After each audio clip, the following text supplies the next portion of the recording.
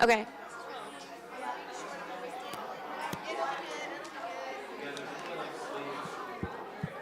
Okay. Didn't mean to choose the chair right next to the, right next to the podium. Here I am. You're ready. Hey, good morning. Hi. Can you all hear me? What was that? Yes? You guys ready? Okay, thank you so much for coming to the ETC. We're very happy to be hosting today. And thank you to the streamers. I don't know is that the camera? Hi, for anyone that's logged on. Okay, so we're gonna get started. I'm Samantha, I'm gonna be the moderator today. Okay, if you guys could all introduce yourselves, say your name, what your job is, and one thing that is fun about your job. Hi everyone, my name is Shimol Chaudhry. I teach at Chatham University in our Immersive Media Bachelor's program. One thing that is fun about my job, I guess before I say that, I actually have two jobs. My second role is as art director for a Muslim arts and culture collective called Mipsters. So I'll say something fun about that job. Something that's fun about that job is I get to work with young artists like yourself, and I curate artwork for exhibitions all around the country. Hi, I'm Dr. Jessica Fitzpatrick, and I teach and direct the Digital Narrative and Interactive Design major at Pitt. I also run a digital media lab, so multiple hats always. One of the best things about running the D&ID program at Pitt is getting to work with students on their projects because they bring a lot of energy, and I always get to learn something new. So that's always great. Good morning. My name is Amanda Lurs. I am the senior, it's such a big title, it's changed. Senior Talented Development Specialist at Shell Games.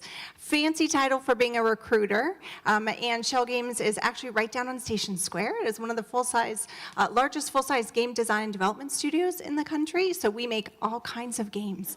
Probably the one game most of you probably know is Among Us VR. If you've played that, that is ours. So we do all kinds of different games. We do educational games as well. And then we also do location-based experiences. So things you might have done at museums. You might have also ridden one of our rides at a theme park across the world. So we do all kinds of different games. So for me, my favorite thing about my job is that I help to get a chance to help people's dreams of being in the video game industry a reality. So that's pretty exciting for me. Hi, I'm Jessica Hammer, Dr. Jessica Hammer, I guess, and I direct the Center for Transformational Play here at CMU. I have a faculty appointment here at the ETC and also up on main campus at the Human-Computer Interaction Institute. And my favorite thing about my job is when I get to watch people play a game that I worked on. Watching people have fun is always fun, and it's doubly fun when you're also learning something about how to make your games better. Yeah, hi everyone. My name is Bella, and I'm currently a second year at ETC here. And then I am actually an incoming technical artist to Apply Intuition, which is a vehicle company in California. And previously, I was an intern on game League of Legends at Riot Games, and I was also an intern on Unreal Engine at Epic Games. So yeah, and I think the fun part about my job is being a tech artist. You kind of work with both like the programming and technical side, and you work with like the artist, and you work on the 3D side. So it's a really fun job to kind of like balance between those two areas. And yeah, it keeps like your everyday kind of exciting, but yeah. Good morning. I'm Shirley Saldamarco. I am also faculty here at the ETC. And there are so many fun parts to my job.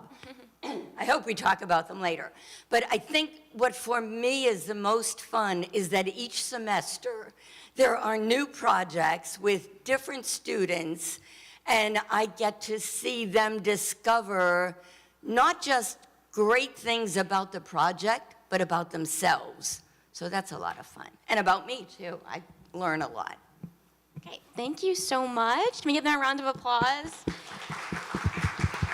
Yes. Thank you all for being here. This is going to be a great talk for everyone to learn more about what it takes to be in this industry. And it's lovely to see so many women in different positions. So one of my first questions that I'm going to ask today is, what types of jobs exist in the gaming industry that people may not realize? Which ones are more obvious? Because we do have some people that probably come from all different facets of interest. I think that would be good for them to know.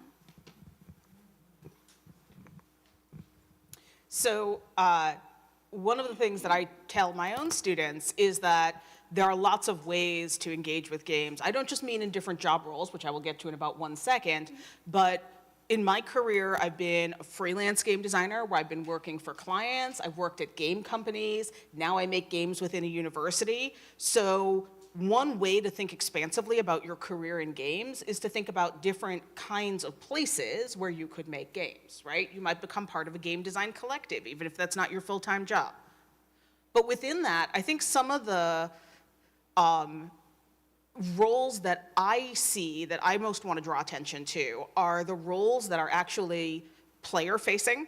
As you probably guessed from my favorite thing, I really enjoy designing the player experience. And so some roles around that are things like playtest coordinators, user experience designers, and community managers. So these are roles where you're sort of in charge of understanding what your players need, what brings them joy, and then communicating that back to the design and technical teams to help them iterate the game effectively.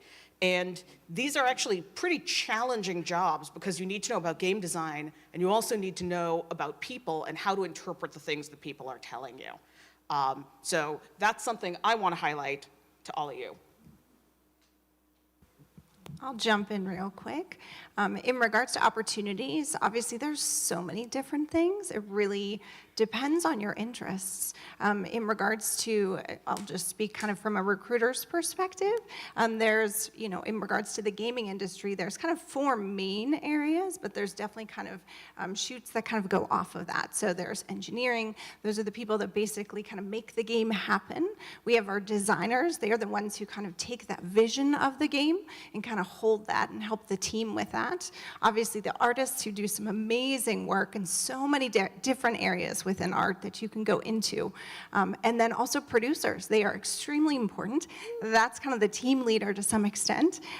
Definitely a wide variety of different things that they focus on, helping their team, that helping definitely not in the sense of getting things done, yes, project scope, which is basically kind of that timeline, budget, which is really important, but also definitely that team morale, that motivation. So if you're someone who loves to encourage other people, production is definitely an area to consider too.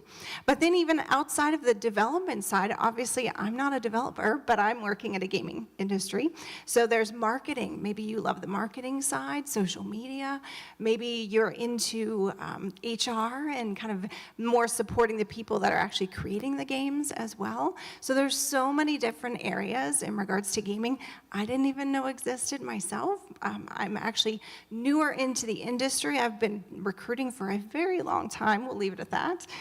But I've have an opportunity to be a part of this industry, and it's amazing to see and hear all of the different things that people are up to in regards to gaming.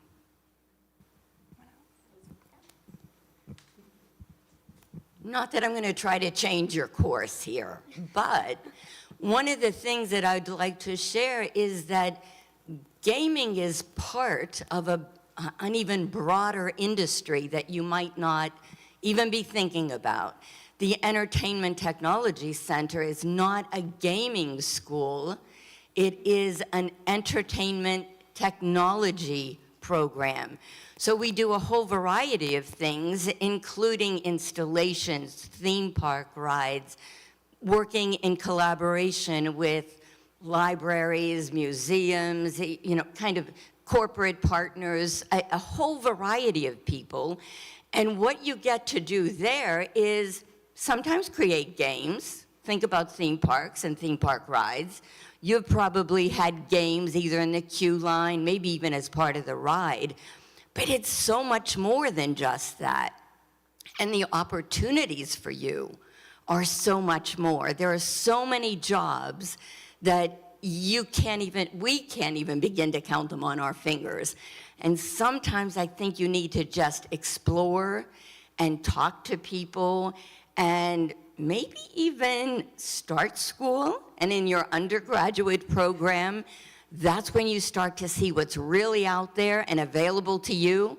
And you might take a whole 180-degree turn and be doing something different and more exciting that you didn't even know existed. So I'm not trying to change your course. Gaming is amazing, it's wonderful, and it's one option open to you right now.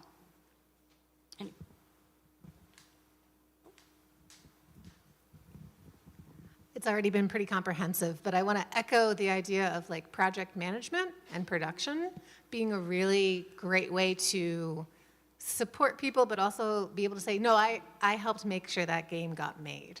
And it's one of the skills that if we think about the ways girls tend to be encouraged, let's say in team projects or in your schoolwork, you probably already have a lot of the skill sets that are going to be useful in that type of role. So I think it is really good that we highlight that. I also want to echo what we've already kind of touched on, but you can go into games specifically, but games in other directions. And Jessica mentioned this a little bit earlier, but I want to bring it back because I think it piggybacks on what was just said. Games can be done for healthcare. Games can be done for training for different companies. Games can be done to raise awareness about really important political or societal issues, right? Games don't have to just be entertainment, and they can still be entertaining even if they're done for these purposes. So if you're like, I want to go out and I want to work in different roles in the game industry, and I'm looking at some of the places that I might want to go, start looking at places that might be working in these types of areas that maybe you haven't noticed before because they're not marketed as games per se. And yet you're still building a story world, you're still designing the mechanics that players are going to need to move through, and you're going to have a set of players that really thank you for making the games that make their jobs or their roles in our society like viable. So that's just another element, I think, of games when we're thinking about where you can go as a profession. And I'll echo a lot of that as well. I think we're all on the same page here, but I do want to say, I said I teach in the immersive media program at Chatham, and we're not really a game design program. We think of immersive media as a wide variety of things. We do teach game design, but we also teach UI, UX, and human-centered interaction, and all of these like adjacent concepts that apply to a wide variety of things, as you said. So, for me on my personal work, I don't really make games in a commercial sense, but I use the principles of game design to create documentary or to build experiences that could affect people's emotions in really meaningful ways. And from a more kind of like installation, museum space perspective, and that's, again, only one of the potential directions in which you could go with an understanding and education in game design. Thank you. So yeah, there are so many different ways to get into gaming, but for the students that are like, I'm interested, I want to do this, even though their roles are very diverse, where should they be investing their time? What skills, what classes would you recommend they take? Yeah, pass it to the student. Thank you. But yeah, I think that's a really valid question. Like, I think the obvious ones would be like engineering can always take like programming, computer science. Art is also a really big area. And then like what everyone was saying before, like there's production, there's managing, like your team projects, even like the team projects in your school, you being able to like manage a timeline or like organizing that is also like a valuable skill set. And then one thing I do kind of want to say about like this question, because I kind of had like an interesting detour to come into game. Like any classes that you take or any life experience that you have that you don't think is gonna relate to your job in game or anything might end up taking you there. So I actually came into my undergrad as a bio student. I was in pre-med program. I was like nowhere near game in any way. I was also interested in screenwriting. I was like creatively writing for years. In my like middle school, high school, maybe some of you like writing, like even fanfic, like that's great creative skill. And then, so I have that experience, and then coming into college, I decided to take like computer science, and then that obviously took me more into like computer graphics and all of that that's more related to gaming. And then out of curiosity, I was like, I want to learn animation. So I did like an intro to 3D animation course. And all of that, like back then, they were just like useless, fun electives that I decided to take, but that actually take me on the whole course to going into the game industry. So any side classes, interests that you have currently or like in the future might end up being like a really valuable skill set. Like currently, I'm doing a technical art, which means you need to have skill set both in computer science and you have to know the 3D art pipeline, the 2D art pipeline even. And I wouldn't have that if I wasn't curious in the undergrad and decided to take like an art course just to see how it goes. So all of that will amount to like a valuable foundation in you and will take you to like places that you never thought you would go. But yeah. Yeah, I wholly agree with everything Bella said. I'm a producer, so from that standpoint, I think it's really critical for you to be very organized in your life, in your career, on each individual project, and learn how to prioritize, how to organize, to know what dependency are, what has to happen before something else can happen. Time management is critical. If you're a producer, you're not only going to have to be able to manage your own time, you're going to have to be able to help your team manage their time. And another thing kind of related to that is learning how long it takes to get a task done. Now you might think, well, it's done when it's done, right? Well, yeah, kind of, sort of, but no, because you need to know when you're working on a team, if the programmer needs your art on Wednesday, you can't give it to them on Thursday, because now you've set them back. Everything has a time and a place, and you knowing how long it takes you to do certain tasks is something you can only learn through trial and error. I don't think there's a class. I've been doing this for longer than I even care to admit, decades and decades and decades. And you still learn, but it's very important for you to know, well, I thought it would take 2 days to get this task done. A week later, it's still not working quite right the way it should. I found this out about programming. I came from drama, so programming was a totally foreign language in many ways to me. And I could never understand why a programmer would say, well, I don't know how long it's going to take. Are any of you programmers? Who's a programmer out there? Am I right? You can't always tell me how long is it going to take.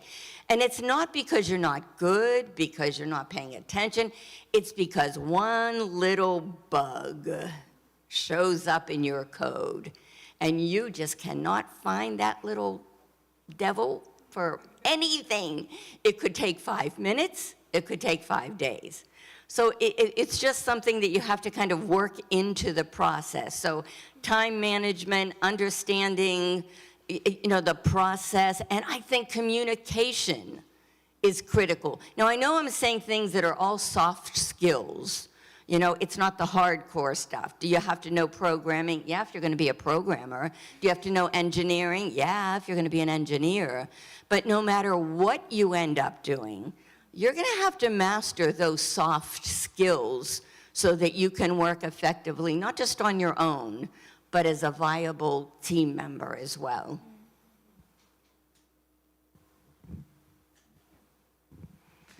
So in regards to kind of where you are right now, how do you start where you are? And I think one of the things that can oftentimes be overlooked is just asking questions. You all have a favorite teacher probably out there. Go talk to your favorite teacher and say, hey, I'm really interested in this. Like, I don't even know anyone that's in this industry. Do you know anyone? Can I talk to someone? Sometimes forgetting that you can do something, it's kind of formal title called informational interviews. But really all it is sitting down with someone, kind of doing a one-on-one and say, hey, how did you get into what you're doing? How did you get there? Kind of like with Bella's story. it's not necessarily one direct path. It's often you kind of get your way there. But if you don't even know it exists or don't even know the options that are in front of you, it makes it really hard to tackle it. So start with something simple of asking questions. Talk to someone. Ask a teacher, hey, do you know anyone in this industry? Do you know anyone who I could talk to? Maybe that's taking classes, or maybe if you're middle school going into high school, if you're in high school as a freshman, are there any seniors I can talk to? So taking advantage of what's right in front of you, not thinking, gosh, it's so much, it's too overwhelming, I can't figure that out. You've got resources all around you. Obviously, all the people here, obviously we're here and we're glad to connect with people, so you just don't realize how many resources are probably right around you. Just ask a question and it might lead to something else. I want to second the informational interview. If you Google that, it'll give you, hey, how do you set this up? What are some questions you can ask? I make my students do it. It's huge. I also want to say, you can also do some of your own research, right? I mean, absolutely ask all the questions that was just mentioned. But how many of you have already started looking into things online, or reading articles, or watching anything about the games industry? I'm just curious. Okay, that's a huge first step. And if you haven't, fun fact, you can do that. And you can do that in a way where no one's gonna judge you.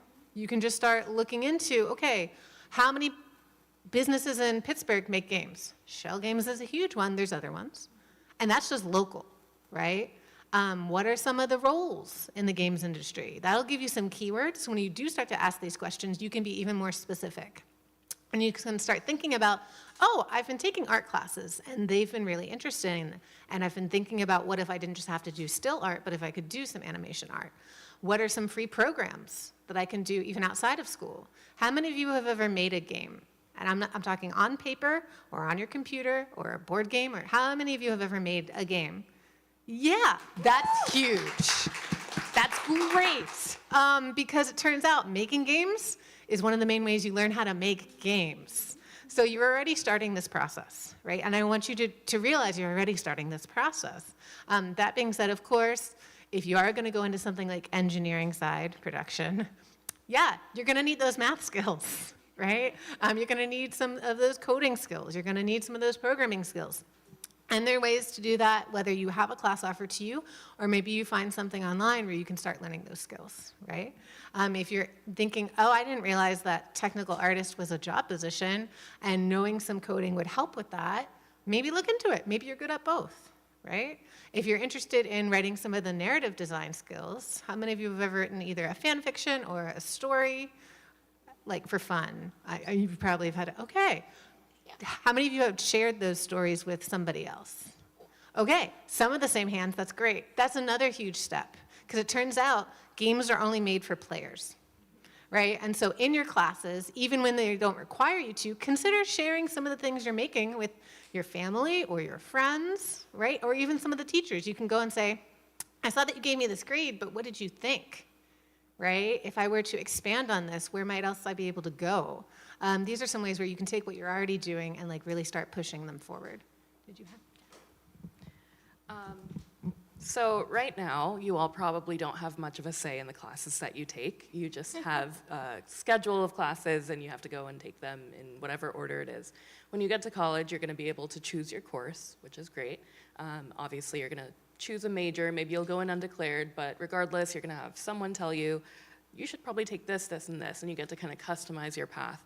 And my recommendation for you when you get there is maybe you'll enter a STEM path, a game design path that has you taking programming and, a math and a science. Throw a liberal arts class in there. Throw a history class in there. Throw, Yeah, exactly. Yeah, many of our programs do both of them. But take that weird class that sounds kind of interesting that you know nothing about, because one, when you leave college, you don't really have access to that information easily in a way that you're in a classroom, someone's sharing it with you, you get to talk to people about it. And two, it just makes you a better designer. It makes you a better person to be able to have a really wide variety of skills and knowledge and interests. And you know, you can always, one of the most valuable skills I think you can learn when you're in college in particular, and even now, and I'm sure many of you are employing this now, is teaching yourself a lot of skills and being able to learn independently. And that's true when you're going out and looking for jobs someday in the far future. You know, that skill is going to take you far, but what will make you interesting as a candidate is the unique things that you know or care about that are going to stick out to whoever it is that you are trying to work with. And also whether or not you're a well-rounded human being. Those are also important and valuable things. People have said a lot of smart things that I'm not going to reiterate. But I want to close by saying I've had a lot of different roles in the game industry. I've been a programmer, I've done QA, right, testing games to make sure they actually work. I've done work with players, I've been a designer, I've done narrative design, right? And the most important thing for me across all of those roles has been learning how to play games like a game designer does. And that is the thing that I want to recommend to you. So what does it mean to play games like a game designer?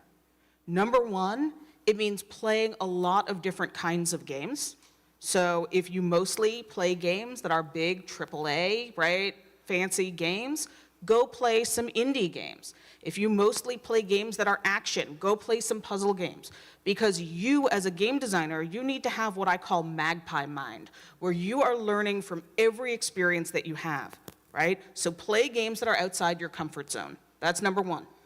Step two in learning to play like a game designer is not thinking as much about what you like, but asking, why did the designers make this choice? And you can think about that from the perspective of your interests. So if you're interested in art, why did they make these art choices? Why did they design the level if you want to do game design? What are some of the engineering constraints that they faced, especially if they're making games for a less powerful device, right? Or what do you think some of the hard technical problems were? But your job is to stop and ask why, instead of just saying, did I have fun? And then piece three of playing like a game designer, you can do this in any form you want, is to keep some kind of design journal. So that could be like, you know, do it on your Instagram, right? Put up screenshots of the moments and caption them, right? It could be in a Google Doc. It could be in a notebook, right? So I actually assign keeping a designer's journal to my game design students. I've seen so many wild formats. But what makes this part of playing like a game designer is that you can go back and find things out, find lessons from the games that you've played. They're going to be helpful to you 10 years down the road, and you don't just have to rely on your own memory. So that is the last thing that I would recommend to you. You don't need a class to do it, and you can start doing it today. Thank you so much. These are all very valuable. I hope you guys are taking notes, if not on paper, mentally. These are amazing things that you guys should be putting into practice. But we are so lucky to have like a whole collection of women and non-male professionals, and for our women and non-male pre-professionals, they're probably wondering what it has been like for you, you know, in predominantly a male-dominated field. Like, what barriers have you faced, and what has helped you along the way as well? So I guess I will say there has been a certain amount of nonsense along the way. Probably the story that upset me the most was sitting down at a game jam and having someone on my team go, "Why are you even here?" Which was just rude. And then I had to spend 40 hours making a game with him. That was not my most fun time, but it was a great game. So there. But the thing that has helped me the most is building relationships with allies, teammates, collaborators, of all genders, actually. So the person who gave me my start in games, a game designer named Scott Osterweil, I used to hang around his office because I worked just down the hall, and I would look in like this, like, what are they doing in there? That looks awesome. And one day, he invited me in, like literally just said, "Come into the room, I will show you what I'm doing." And that set me on the course that I'm on today. So part of the reason that I'm in academia instead of out in industry is because it gives me the chance to pay that forward to hundreds of students every year, and to be the person who says, come into the room. I want to make a game with you. And if you end up in games, that's going to be part of your responsibility to pay it forward. So I run a game studio within CMU. We are primarily women and some non-binary people. We do have men in our studio. They are great collaborators because those are the only kinds of people that I am willing to work with. And you too will be in a position, even if you only know a little, to put out your hand to someone else. So that's my advice for you. But yeah, definitely has been nonsense sometimes. But I will say like a positive thing. So how many of you know Unreal Engine as a game engine? Okay, no worries. How many of you know Fortnite? Awesome. It's the engine that made Fortnite. So I was working as a software engineer this past semester on Unreal Engine, which is a very mature software and a very mature engine, which means a lot of the developers on it has been there for ages. They're the like backbone of that software, basically. And I've noticed, especially in like the senior positions, people who has been in the industry who's been working on this engine for years, including like my whole team, the team that I was collabing with, I did not see one single female software engineer. Like my entire internship there, 3 months, I was not able to communicate with one female software engineer because I couldn't find one. And my past internship at Riot Games, also my entire team had about 15 people. Me and the other intern are the only 2 female engineers on the team. And there was one time we joked about how 8 of the guys were like sick or like had something in their family, so they had to be absent. There were 8 of them gone or something, and that was the only time where there were equal amount of male and female engineers on our team.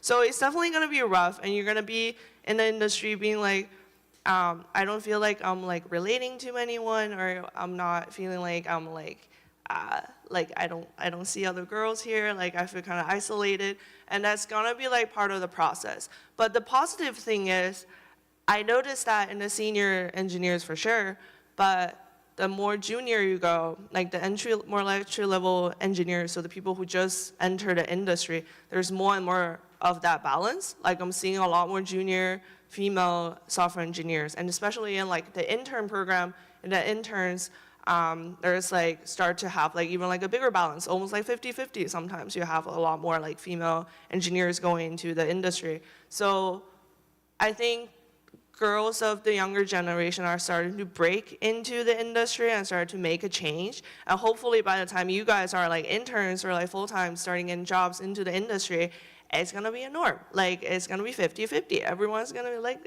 no biggie, right? Like a girl going into the team. So I would just say hold on and be brave along the way. You're gonna have a little bit of rough patches sometimes, like you're gonna feel isolated sometimes, but hold on. And another thing that the HR at my last internship told me is like, don't forget to pull, like give a hand to the people behind you, and that's why I'm here. Like you know how like it is, or like how difficult it can be going to the industry as like a female, especially in the engineering area. So don't forget to like give a helping hand to like your like the people like are just going to middle school, or people just going to like elementary school, because one day they're gonna need your help. So yeah. Thank you. Hey, I'd like to share my first day at the ETC, which was back in 2006. I was standing in the back of this very room, looking at all of the students assembled, and I remember thinking, where are the women? There were very few women. I don't remember the exact count now, but there were very few women in the student body then. I talked to our academic advisor yesterday, and she said that this year, our population is a little over 80% female. So there's an opening there. What I would ask you to do is believe in yourself. Is it a male-dominated industry? Who cares? Is it what you want? That's what's important. If you want to work in the industry, you might have to work a little harder. You might have to work a little longer. But believe in yourself and don't let anyone else define what you can do or what's right for you. Don't allow them to put that on you. Don't you use it as an excuse. Go after whatever it is that you want. If they tell you, it's impossible, you can't do that, you tell them, you know what? I do best at excelling at the impossible. Hold on to your dreams and do whatever you want because you can do it if you believe in yourself.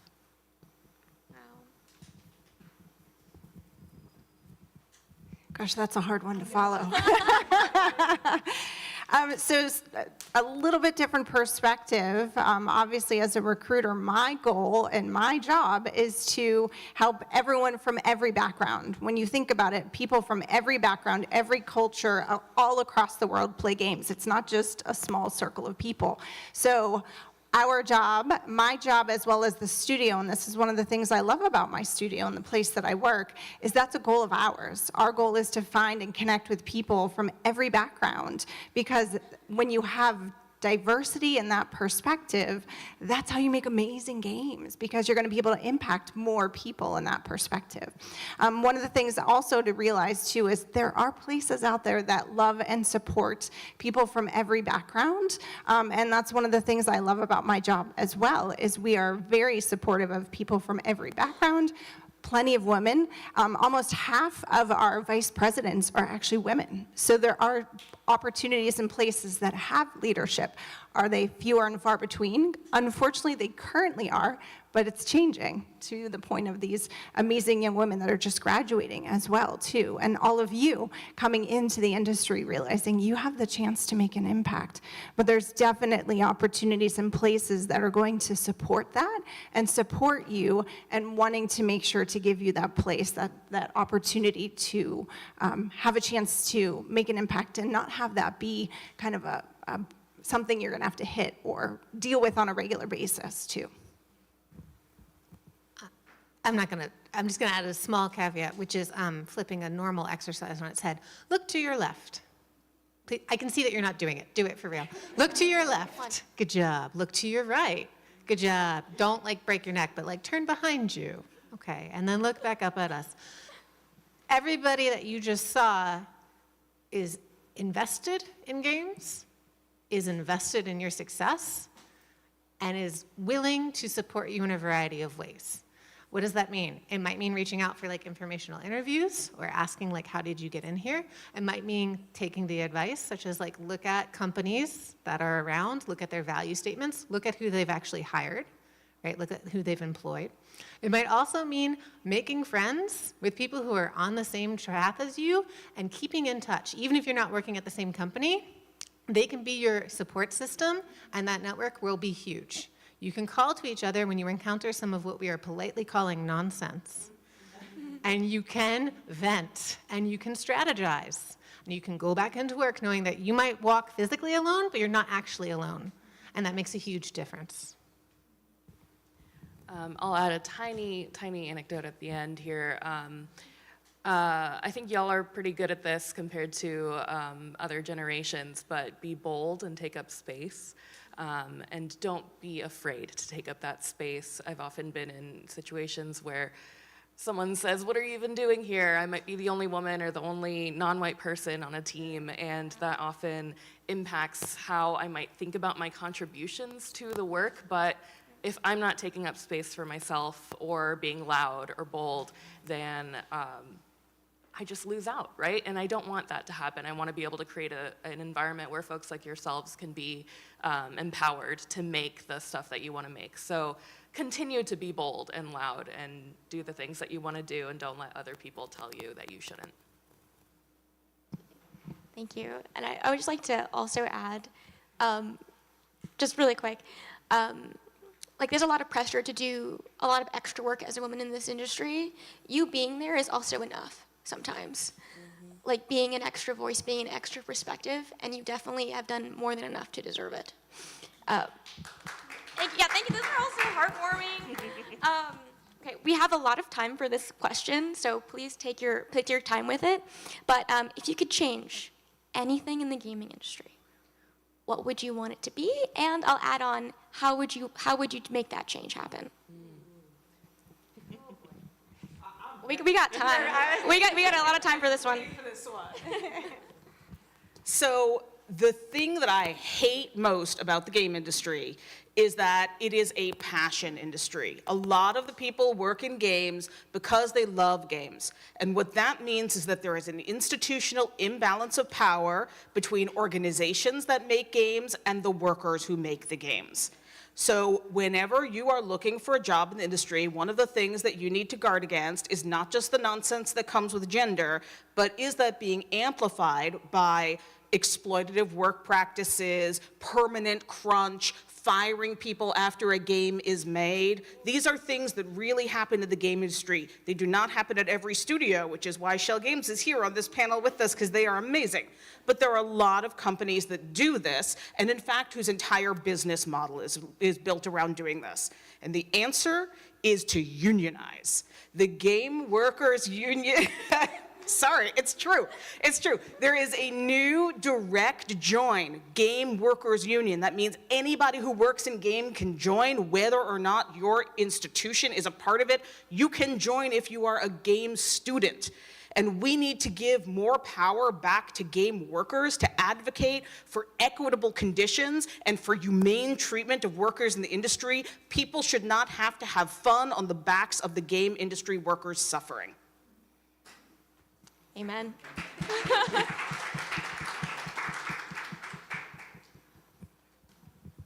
I'll just add a little bit, a little different. Obviously, as mentioning, one of the things that I love about our studio is that we really are focused on the people. People come first. People are the ones who create the product, create the games. You can't have a game without the people who create it. And you can really tell in the game if the people actually love it, love that experience, love being able to create it. You're going to do your best work when you're in an environment where you're supportive. And that's one of the things for me when I was actually looking for a job, that I was really looking for a place that supported their people. And that was the thing that stood out to me the most. And now that I've been there for a couple of years, I can say, our studio does. It's really important to the studio. I wouldn't be able to do my job if I didn't believe in it. Basically, I'm selling the studio as a recruiter. I need to believe in what I'm selling, and it's very much the case. I love the people I work with. Products, different things change. Hopefully, people don't change too much. I get to get up every day and love working with the people I work with. And so that starts from the leadership perspective down, and that's one of the things that I love, is that the studio really focuses on the people. Specifically, we don't, when there's mention of crunch, that means basically like you are working 24/7 to get something done by a specific deadline. There's no work-life balance. It means basically there's no life outside of work. So that's really important to us as a studio. We want to make sure that you have that. You're not going to stay somewhere unless you have it. And that's one of the things also. We have people that have been at our studio literally since it started. They were actually graduates of this program with Jesse Schell, who is still teaching here as well, who is the CEO, that helped to start the program, and they are the ones in the leadership. Those are the VPs in our studio specifically. So you can find places that give that opportunity to stay there and grow and be a part of it too.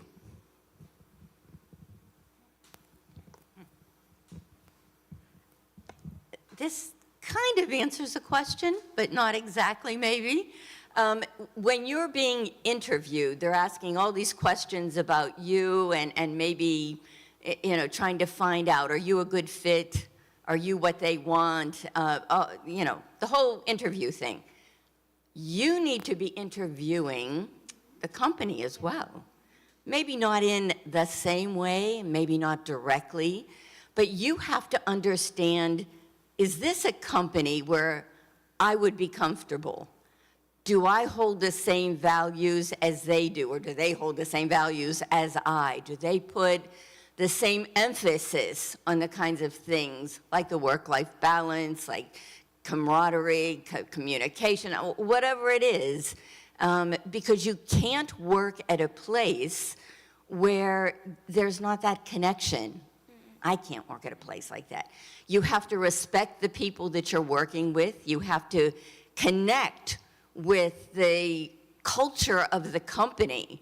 And whether it's Disney or Shell Games or whatever it is, if that company culture doesn't mesh with your personal culture, the way you think, the way you feel, what your work ethic is, all of the things that are important to you, then you're not going to be happy there.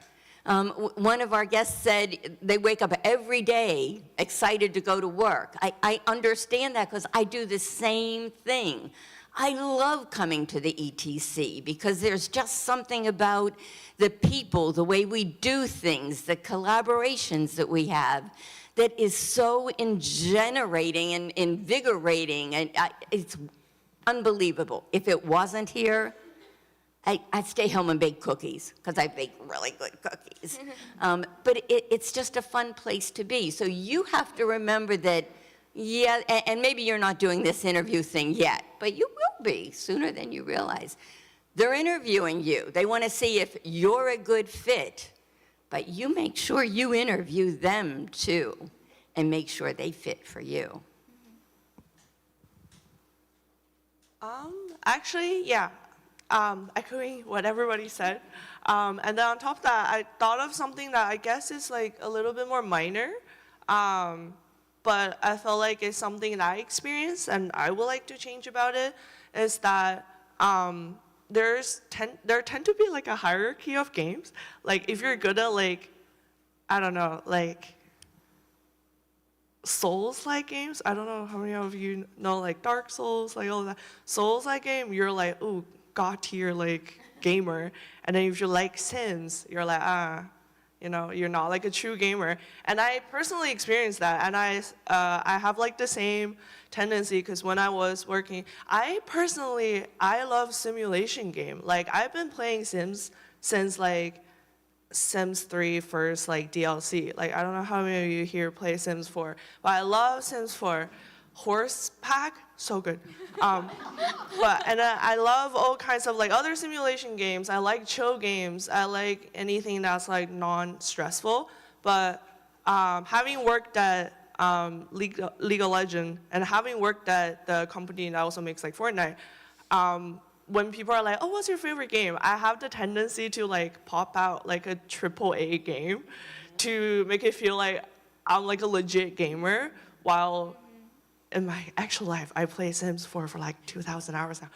But, so I feel like that's something I'm working on for myself, and I thought it might be fun to bring it up, because we have the tendency to kind of hide that, and we're like, oh, more chill game, more girl-oriented game are not like true games, but that's not true. They take the same effort to make. They're just games that are targeted towards like different directions, right? They're different genres, and we should like start offsetting that kind of hierarchy, right? All games are a true game. Don't be ashamed of yourself liking to play like, I don't know, like Fall Guys or like Sims like me.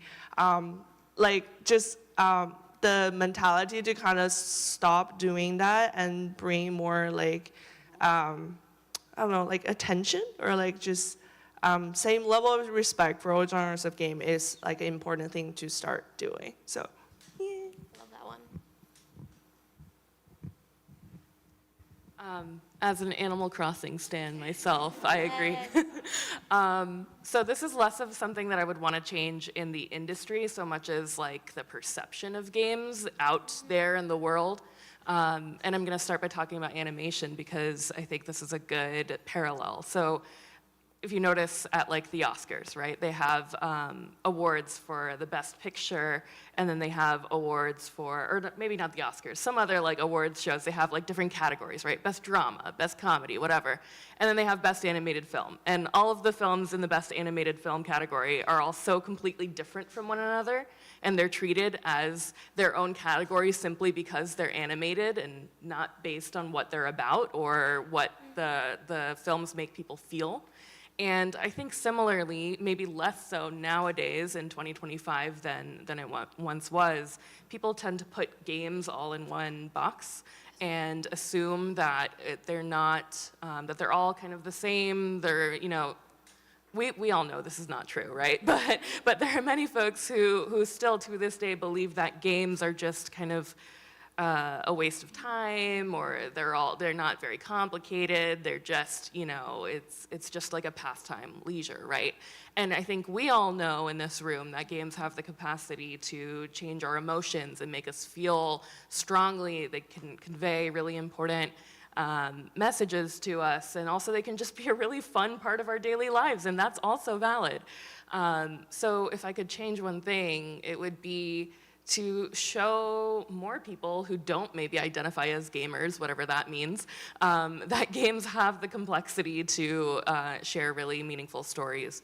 And as for how we do that, I think it's just get more people like yourselves making games and sharing them with folks. I don't know if anyone saw the recent stop-motion Pinocchio film that came out a few years ago, but the director for that film, Guillermo del Toro, is really obsessed with making sure people respect animation as a field, as a discipline, and also that they give it its flowers, right? Like, it's more than just something that's animated for kids, even though that's a great thing. That's not necessarily a bad thing, but it has the complexity that any other film could have, and that's what I hope for that you all could do to our industry, is share that with more of the general population. This is echoing what people have already said, but I'm going to say it in a slightly different way. This is not the right room for this exercise, so I won't make you do it. But when people say, oh, I'm a gamer, this gets back to your point, they tend to think of somebody who's, self-portrays as male. And they tend to think of somebody who's wasting time or playing a very small niche of games, right? Shooter games or online games or whatever. And unfortunately, that type of energy and that type of cultural imaginary, the way our society shorthands what games are and who plays them, often translates into who gets to make them. So when we're talking about the gaming industry, I would like to disrupt, as people have already said, that assumption. That way we imagine and just know what games are and who plays them and carry it forward into the who makes them. Because it turns out games are played across the world and games are played by everybody. And if you look at the numbers, and you don't have to because you're here, if we wanted to talk about it's roughly 50-50 split, right? And people are playing games, and we're talking mainly about digital games, but people are also playing board games and card games and New York Post and Times Magazine games and word games and games on the playground. And humans are a species that plays games, and it's one of the ways that we exist. And so I would like for that, if I could change one thing magically, wave of the wand, it would be for us to better understand ourselves and stop self-limiting about what games are and who does them. Thank you. I think we have a little bit time for one more question before we open it up to the audience for a Q&A. But to end on a very positive note, what are you excited about for the future generation, the people in the room, to bring into the gaming industry? Oh no, I have the mic. I will start because I have the mic and I didn't see hands. I was working so hard not to have the mic at the end. I don't know if excited is the right word, but I'm going to say the first thing that comes to mind when I see this question, and that is maybe acceptance. Maybe it's excitement. It turns out AI is everywhere right now, and there's a lot of money making sure it doesn't go anywhere, at least for the foreseeable future. And guess what? AI is everywhere right now, and that includes in the game industry. And so one of the things that growing up with the technology as it is enrolled means is you will be very confident and very familiar with some of the possibilities of how to use emerging technology. And I'm going to use AI because it's a hot buzzword right now, but there's probably going to be other ones, right? And so just based on the position of you being used to technology as it's coming down the pike means you get to start imagining and practicing how to apply it in ways that are ideally ethical and productive, but also exciting, and transformative. And so the industry is going to need to keep up. And the good news is you're going to have some of those innate familiarities that they're going to be looking for. The other thing is I hope you have some of the access to imagine bigger. And I don't just mean in terms of scale, but in terms of like where you might want to go and how you may not just want to rework what already exists, but how you might want to bring in something different. And so those are two things that I'm hoping might be aligned, actually.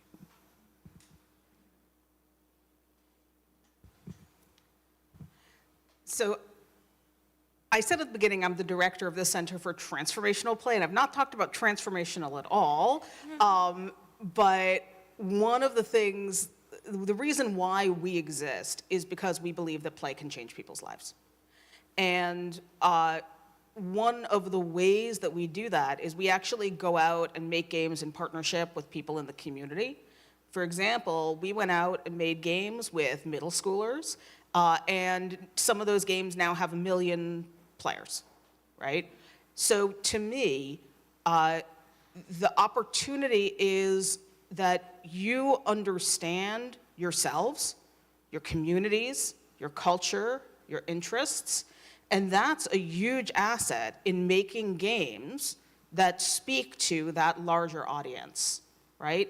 That when you say, I think it would be awesome to have a game where you're doing hoverboard races, but your hoverboard is smart and can like talk to you, right?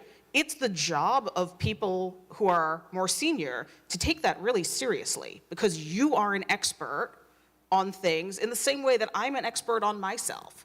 So to me, when I look at you, I'm like, I don't even know what you're coming into the room with, right? Maybe you want to make a game about shark teeth. That actually happened with one of our students. I was like, I know nothing about shark teeth. But it's the way that you're going to bring things into the room that I don't know. You're going to teach me, you're going to inspire me, and we're going to make some hot games that nobody has really thought of before that are going to speak to players who might not be otherwise served. Yeah, and then I guess another thing is going back to kind of how gaming is very prevalent and very like accessible now. I think I was kind of like the start of the generation where like computers were like started to be like easily accessible for all families. You have internet. Like I had to learn how to use internet in like elementary school, right? There was like a class dedicated to it, like teach you how to go on internet. That is not a problem anymore. Like that is not an issue anymore. All of you have access to phone. I have a really young sister. My sister's 10 years old, and she has her iPad. She has her phone as well, which I don't know if that's the right decision for my parents, but hey. But she plays Fall Guys. She plays. She's tried Fortnite once, and then we both suck. So and then she plays Sims on my laptop as well. So your generation have such like accessible access, I guess, like easy access to technologies and devices. And you are exposed to like such a wide genre of game. You grew up playing video games probably, and then like from a very young age you're exposed to that. So you know the gaming culture so very well, and by the time you enter the industry, you're gonna bring all of that knowledge and all of that foundation with you, and that's a really valuable asset. It's actually an asset that I don't have because I didn't grow up playing video games. I didn't have like an Xbox or a PS3, 4, I guess back then. And then my family uses like Apple devices, and MacBook just cannot run games. So I didn't start playing games, honestly, until I got into my current program and I wanted to learn more about gaming. And I really hope, I know like at your age, probably gaming is like the thing that your parents tell you not to do, which for sure, play it moderately, but know that that experience will become valuable one day and it will become like an asset that you have. But yeah. I'm going to tell you what I hope you bring to the industry by telling you 2 quick ETC stories. First-year ETC students receive at the end of the semester something we call the First Penguin Award. Do you know what the first penguin is? Do you know the story about that first penguin? They're the bravest penguin who jumps off the ice into the water that may be infested with predators, may not make it, but somebody's got to be first, or they die of hunger. Somebody's got to be brave enough, have enough, whatever it takes, to make that leap. And so our team, who makes the biggest, boldest failure, wins the first Penguin Award. So don't be afraid to think big and then maybe fail. Because if you set the bar here, anybody can jump that bar. You set it high, and that's what brings all of the new and interesting ideas to not just the game industry, but to any industry. The other ETC story is Randy Pausch, who is one of the founders with Don Marinelli. Randy Pausch wrote the last lecture. If you haven't read his book or watched his lecture, Google it and do it. He is pretty inspirational. But he said brick walls are there for people who don't want it badly enough. Want it badly enough to break through any brick wall, to achieve anything you want, to bring the best game, the best experience, the best story, the best part of you to everything that you do, and you'll be a success because you'll be happy.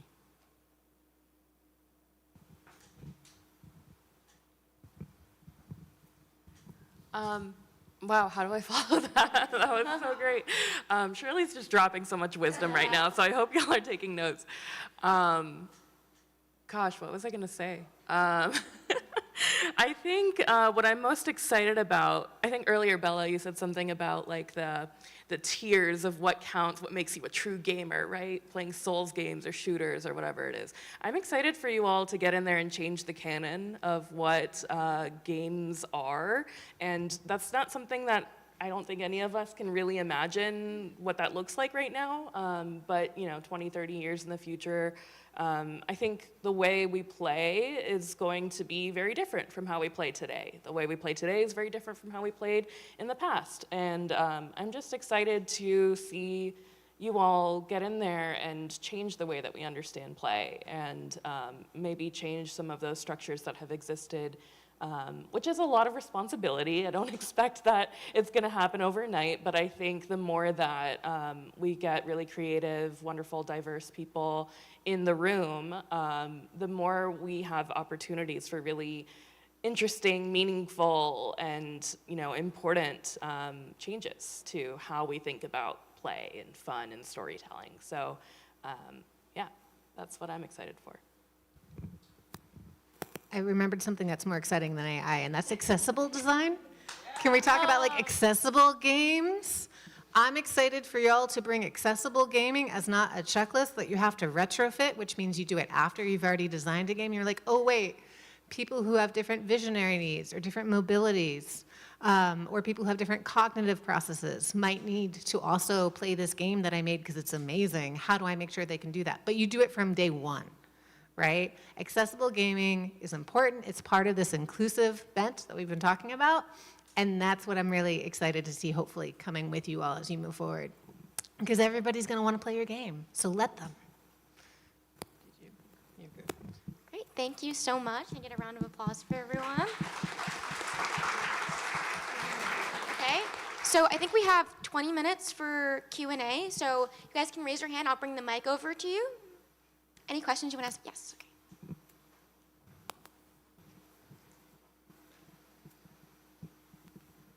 Hi, do you guys have any positions in the industry that uses creative writing or just writing in general? I mean, yes, but I'm going to let them say it. Yes. There are, I would think about writing positions in the industry as falling into three big buckets. One is creative writing, which is typically, but not always, narrative design. So on my team, one of the genres that we work in at the CTP is the visual novel. Visual novels, right, are sort of a mix of choose your own adventure games with mini games, characters, right? But there's a ton of writing, and we need people who are really good at capturing character quickly and writing dialogue. We've won some awards for these games because of our incredible writers. Second category of writing that you might want to think about in the game industry is technical writing. And that means sort of writing that's intended to accomplish a purpose. So that could mean writing documentation. It could mean writing design documents, right? It could mean writing technical, like how does this piece of software work? And then there's a third sort of group of writing jobs that I would think about as like public facing, right? So writing marketing, writing articles about your game. If you're in an academic position like me, writing research papers, designing flyers to get people to come to your play tests. So those are the big three buckets. And I would say that no matter what role you're in, having some technical writing skills will make you a better candidate and a better teammate. The others are probably going to be more specialized by the kind of role that you're looking at. Anyone want to add?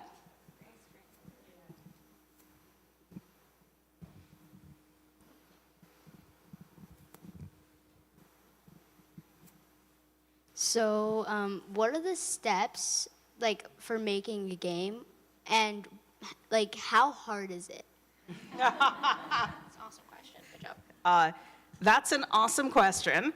And the answer is, for the first game that you make, you should make a game that's really easy, and you should prototype it in a really crappy way, like using index cards and paper, and you should get someone to play it.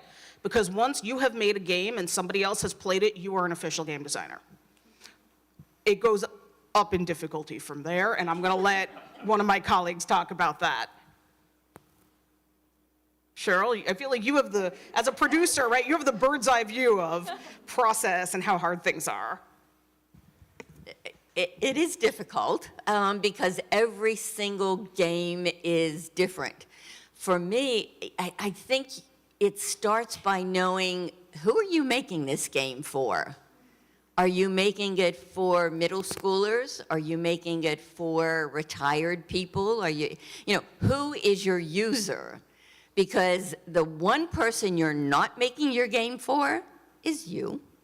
I mean, you might make the games that you're doing right now because they're fun and interesting, you're getting the experience, but when you're in this as a business, you are making the games, the experience, the ride, whatever you're making, the television show, you name it, for a specific audience, and you have to really know who they are, what they want, what do they enjoy, you know, what do they kind of stay away from. And then focus on that and go out from there. The best way is collaboration. I don't think any game is made in a silo, and if it is, it's very one-dimensional. But if you make a game with 1 or 2 or 3 of your friends, each of them brings their own perspective, their own knowledge, their own background, biases, all of the things that are actually important to that. And then it comes to, you know, kind of the food fight. It's like, no, we got to throw this out. Well, we want to keep this, and we throw that out. And it's just that whole experience of finding out, oh, right, that's fun for me, but my audience is only 7 years old. They're not going to get it.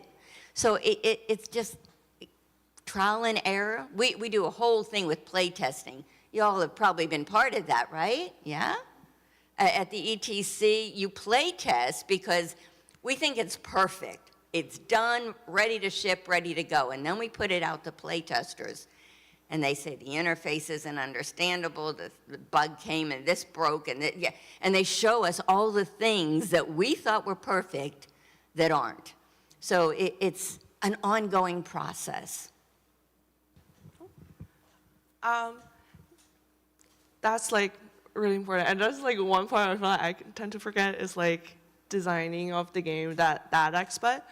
But I think I can probably speak more on like the technically, like the whole process, just as like an overview, if you're curious. I would say in general, games, you have the pre-production phase and you have the production phase. So the production phase means you're making the game. You're actually making the game now. But before you do that, like Shirley was saying, you have the pre-production, you're designing the game, who are you designing it for? That's one side of it. And once you have like the concept of a game, once somebody pitched the game, you have the art team, you have something called a concept artist, who are people who draw to show you, this is what the game is gonna look like. This is what the character is gonna look like, this is what the environment is gonna look like, this is our style. They are defining what the game's art style is like. And meanwhile, you have the designers, including like narrative designers, game designers, kind of going in deciding, oh, what story are we gonna tell if this is like a storytelling kind of game, like a AAA game, right?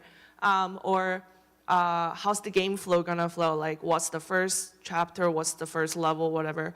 You have level designers sometimes working with the game designer too to decide how are we gonna place all these blocks in the environment so it flows naturally for the gamer, right? You know where to go, you know where the game is going. And meanwhile, you have the technical people who like the art engineers kind of preparing for making the game, because you rarely go in raw coding the game. Sometimes you have like an engine, what we call like an engine, which is like a software that make the game, which I was mentioning, I was working on a software that made Fortnite. There's something like a software, like an engine there to make the game itself, to make like the process quicker. So you have all the engineers usually working on either like a software or developing tools and pipelines to make sure once we start making the game, this is gonna be quick. So you have all of those pre-production processes, and once those are finished, you start making the game. And that's when, again, like the three sides, you have the artistic people, now you have the 3D artists coming in, making those like 2D drawings into like a tangible model, right, that you see in a game. They're building like the environment, they're coloring in all the models, which we call texturing. You're placing those stuff in the environment. You have your characters animated, right? They can't just stay in place. That's where all the actual things you see in the game get made. And then meanwhile, you have the coders just grinding away and program the game, right? You have people who are making the gameplay logic. You have engineers that are supporting the people who are making the gameplay logic. And then you have engineers on like all sides of the game, right? What you see in the menu, what you see in the UI, like everything has an engineer behind it, for sure. And then meanwhile, the designers keep working with like the art departments, the tech department to make sure your game is cohesive. And of course, with all of that going on, you have your producers, you have your managers, like making sure this train is like chugging along in the correct way, right? So, and then after production, you have like your marketing, like that's like a whole different story, right? But that's outside of making of the game itself. But I would say like technical processes wise, those are like the big segments, I guess, yeah.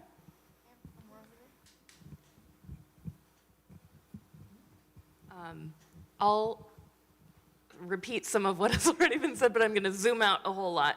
I think the steps to making a game, find an idea, and then research, do some brainstorming and research, and then make the game.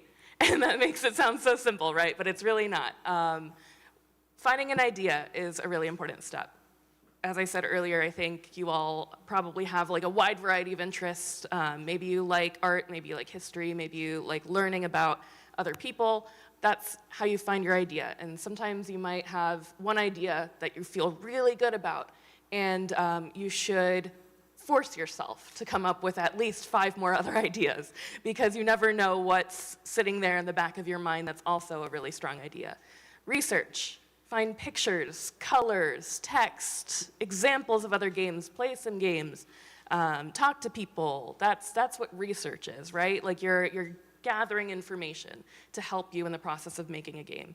And then actually making the game, which is hard, is difficult, but not necessarily always because of difficulty like things like programming and technical aspects. It's hard because you have to iterate, which means that you have to make a thing and then get some feedback from like people playing it, and then you have to make the thing again, and then you have to get more feedback, and then you have to make the thing again. And so that's why it's really hard. Making a game is never something where you just shoot something out and then it's done, right? It has to be built over time. You have to take into account what other people are thinking.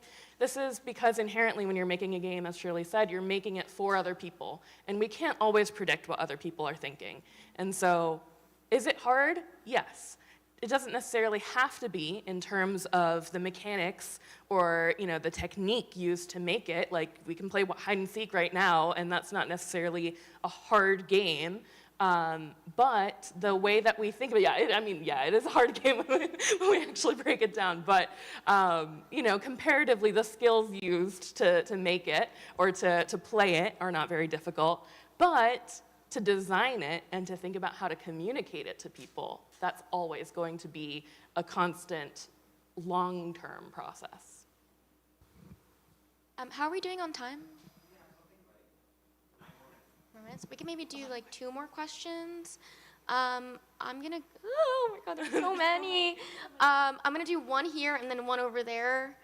Oh my God. Play rock, paper, scissors. You? Okay. In what forms or ways does the industry help with healthcare? Oh, good question. I was like, the hands went up. So I'm going to give you an example of a project that we did. There's a whole lot of ways that games can help with healthcare, but we did a project for people with something called aphasia. And aphasia means you have a problem with your brain that makes it hard for you to communicate, like if you had a stroke, you have trouble understanding and speaking. And health insurance does not cover the amount of rehabilitation that people with aphasia need in order to get healthy again. So we had some folks who are aphasia experts come to us and say, can you make a game that when people with aphasia play it, is going to help them practice the skills that they need? And also, by the way, the other big problem that people with aphasia face is that they're really lonely. They get really disconnected because they have trouble communicating with their friends and their family. So we actually took this mission and we created a series of 3 games that you play by speaking that incorporate a lot of the things that you'd be doing with a rehab therapist. But you're doing them for fun with your family and friends. And actually, we're incredibly lucky we got to co-design these games with people who have aphasia, so we could make sure we're making games that are fun for that audience. That's the research piece, right? Know who you're making the game for. And these games are now being used by some of the largest aphasia support groups in the country, so that they used to break the ice by playing bingo. Now when they get together for a meeting, they start by playing these games that are actually helping them with rehab and making them more socially connected at the same time. So that's one example of how games can help with healthcare. And if you're interested in that area, come talk to me later, because we do a lot of other work with games and health. On a different side of healthcare, our studios had an opportunity to work with a wide variety of different organizations. That includes definitely healthcare as well. So for example, we had a chance to be able to use VR to help train doctors, ER doctors, so you don't have to literally be in a room and do the training and have actual people to act. You have a chance to do it in a headset. And so it's been a huge help for sure, just in so many perspectives. It's an easy opportunity to add things to it and change it and tweak it. Also an opportunity for so many people from, you don't all have to be in the same place. You could be across the country and have a chance to be able to do it too. So definitely all kinds of sides of healthcare you can hit. And I'm just going to list one more very quickly because I know we're running out of time, which is awareness raising. And I have an almost 2-year-old, so my example is going to be any Daniel Tiger fans in the house, even previously. It's great. I get to watch a lot of it. Daniel Tiger is an animated series, and yet another place where games are made. They have a whole interactive media subsection of their production team, and they make games. And one of those games, for example, is all about what is a dentist? How do you brush your teeth? And this is all something that we know how to do. It's not necessarily relevant. And yet, thinking about like healthcare education, right? Brushing your teeth and going to the dentist is a more usual example, but what are some of the more rare diseases or scary procedures? Other games might help you get over, forgive me, your fear of needles, for example. Pitt was working on a project like that. So there's lots of different ways. And I'm going to stop so we have more questions and let's.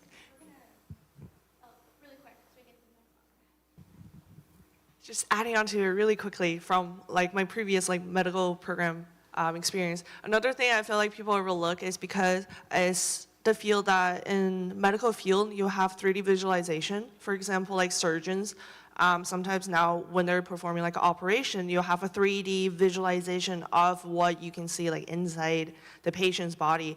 And that is actually closely related to game because game is the pioneer of a lot of like computer graphics areas. A lot of those 3D visualization you see in medical fields are built in game engines like Unreal Engine or like Unity, and the models are made in like Maya, which are all very typical stuff you use in like game industry. So that is like another whole area that I wasn't even aware of, and I didn't know until like now. And by the way, there's a great study out of Canada showing that surgeons who play games are better at laparoscopic surgery. So if you ever have to have surgery, ask if your surgeon plays games. What is it like for 2D artists and animators in this industry? Because I feel like a lot of the games I play are 3D animation, and I want to know what roles 2D artists and animators can have. We do a lot of 2D games, so I think it depends on whether AAA, indie, academic games, those are going to have different kind of profiles for the kinds of artists that they're looking for.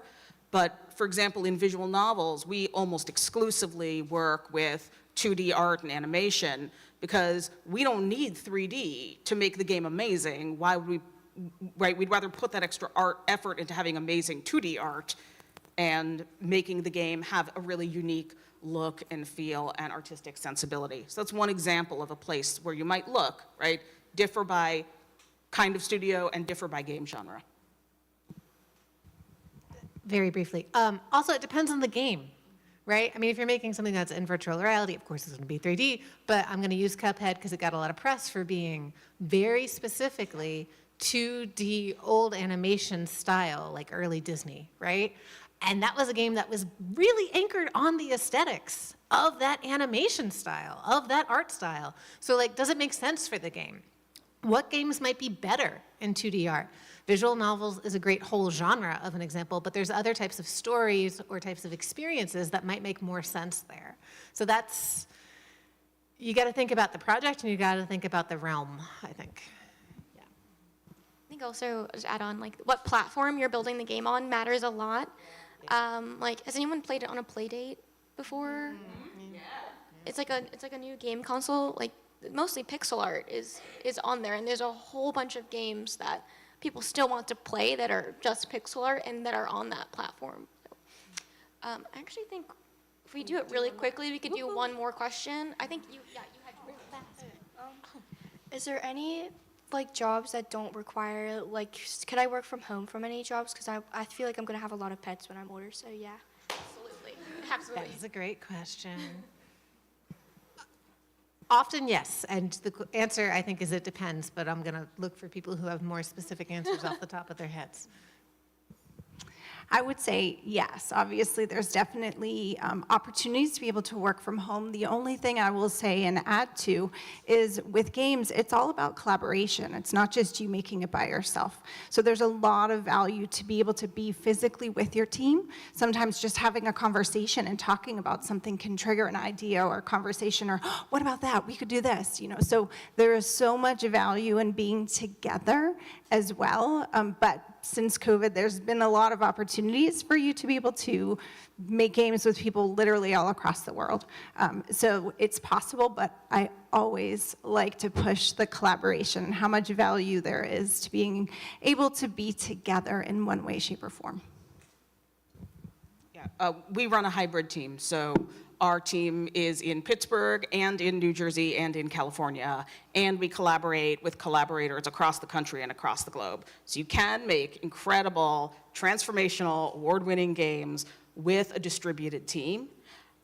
That said, the joy of working with people that you really like is amplified when you're in person. So one of the things that we do to get some of that is we actually do a retreat for our team twice a year where we just spend a few days together, we play some games, we make some games, we talk about how we can work better together. So there are a bunch of different models you can use for being able to work from home, either fully or partly, but also get some of that like really juicy creative stuff flowing. And just really quickly, I know you mentioned like what roles is possible, like work from home. From my current experience, I think a lot of time it is depending more on which company rather than which role. Like Fortnite, the entire game is made remote. Like all of my teammates at Epic Games, they were like from different time zones. Like they were like in Germany and everything. So I think a lot of time it depends on which company and what company culture is. Sometimes they like more remote to give more flexibility. Some companies really care about being like physically together to work on something. So yeah, so like that. I'll just add my 2 cents on that as well. COVID forced us to isolate, right? We didn't really think about, can I do this from home before COVID, for the most part. So can it be done? Yeah, for 2 years we proved that it could be done. The value, I think, in being in the same room together is that collaboration, the building of my idea onto your idea, and there's an immediacy that happens when you're in the same room of sharing that doesn't quite happen the same way over Zoom or, you know, when you're in separate places. You will create things in a silo, and they may be very good, but boy, if you could put them in the same room together and just feed off of the creativity and the enthusiasm and all of the things of the multiple people that are working on it, I think it brings something to the project. Having said that, there are benefits to being able to work from home, depending on what your personal situation is. If you're probably not married yet with children, but if you were, to have a hybrid situation especially could be very, very helpful. But I just remember that isolation, in some cases, stifled creativity, and in other ways, we had an ETC team that was working on something for Children's Museum, and what they did, to their credit, they were creating a wearable interactive. The artist would work on something, put it in an Uber, send it over to the engineer would do something, Uber it back to some, I mean, they found a way to collaborate because they realized the best product wasn't going to come from one of them, it was going to come from all of them. Thank you so much. Unfortunately, we're out of time. But another round of applause for our lovely panelists and for our audience. Those are great questions. I think you guys are going to break up into groups right now.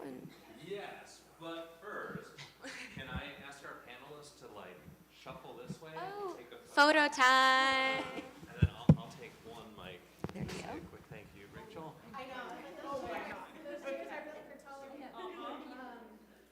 So let's do that. All right, here? Yeah. In the hall. All